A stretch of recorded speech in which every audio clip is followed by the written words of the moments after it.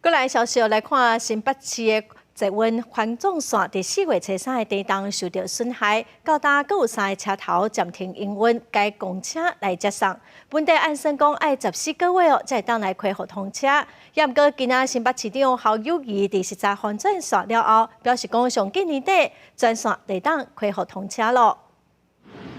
因为4月初3，花莲大地震，地属新北捷运环状线更受牛体刷为损害，到达邦新站、中原站、甲侨湖站，也是暂停服务。车六新北市长侯友宜是在环状线的修复进度。新北捷运表示，为了加速修复的速度，因为高级的工作兵增加到3个。这个案子是地震造成的钢箱两万尾鱼，在全台就没有第二个案例，是第一个案例在营运中的，而且没有前例可循。那最后上只能够施工设计并行。新北市长侯友宜表示，原底新北市捷运局评估，环状线修复时间需要14个月。经过专家学者讨论，改善工程方法，减少6个月的工程时间，估计年底通重新全线通车。从一个光面转到3个光面，在3个光面同时推进的时候，我们大家在安全无虞以及我们全部总动员底下，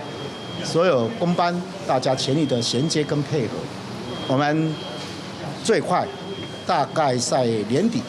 今年的12月31号，希望环状线能够复驶。另外，新北市捷运局讲，除了当咧修复的车站，其他当咧营运的环状线车站，那也有使用类似即摆地动损害的结果，会做回评估改进。另外，目前当咧施工的土城像哪线，也会以即摆的经验来做外部审查。